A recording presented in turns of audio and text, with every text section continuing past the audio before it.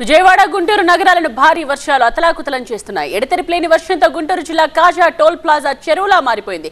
వరద నీరు ప్రవాహం ఒకవైపు, మరోవైపు సర్వర్లు మొరాయించడంతో కిలోమీటర్ల మేర ట్రాఫిక్ జామ్ అయి వాహనదారులు అవస్థలు పడ్డారు.